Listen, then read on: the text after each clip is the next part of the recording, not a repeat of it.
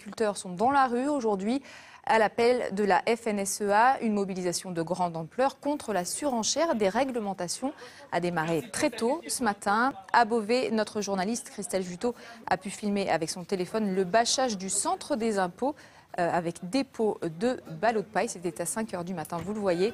Et plus tard, dans la matinée, toujours à Beauvais, des échauffourées ont eu lieu entre la police et les agriculteurs qui ont voulu symboliquement murer la préfecture. Image signée Gilles Bezou. D'autres actions ont eu lieu à Laon. La mobilisation est-elle toujours en cours à Amiens, où l'on retrouve tout de suite Émilie Monchot. Bonjour Émilie, comment se passe la mobilisation ?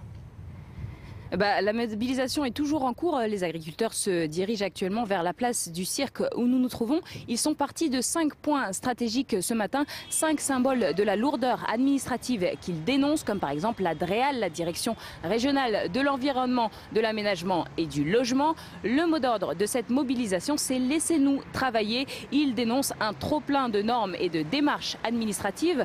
Pour illustrer ce ras-le-bol, Inès Taïeb et Éric Henry sont allés voir hier Jean-François Longlet dans sa ferme. Il est président des jeunes agriculteurs de l'Aisne et il nous explique sa situation.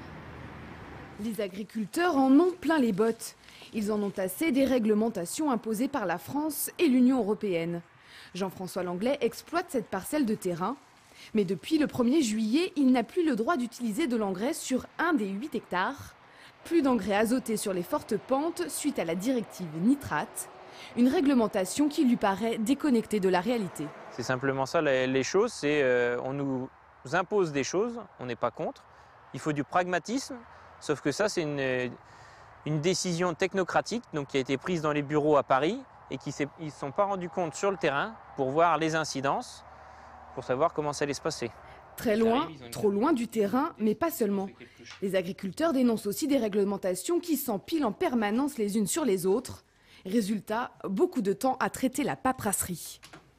Aujourd'hui, je passe un tiers de mon temps à faire simplement de l'administratif, c'est-à-dire à essayer de répondre à la réglementation qui change tous les jours et à développer mon entreprise. Jean-François Longlet préférerait développer son entreprise sur le terrain, mais s'il ne respecte pas les règles imposées, il perd ses revenus compensatoires européens. Impensable pour cet agriculteur, car en fonction des années, 50 à 100% de ses revenus proviennent des aides européennes.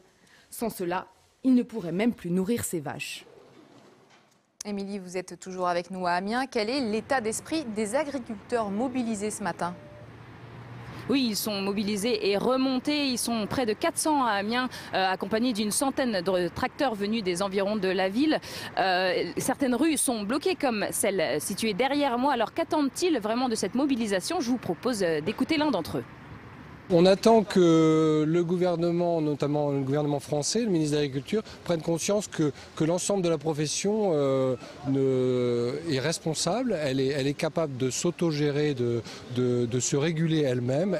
Elle fait des progrès régulièrement dans tout ce qui est environnement et tout ça, c'est pas reconnu par le ministère. Donc ça nous exaspère et donc on souhaite que ça soit pris en compte, que les réglementations soient plus souples et qu'elles nous donnent plus d'autonomie dans la gestion de l'ensemble de la réglementation.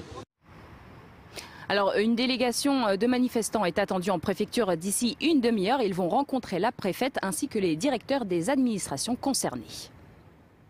Merci beaucoup Émilie. Info sur cette journée de manifestation à suivre ce soir dans le 19-20 et sur Internet.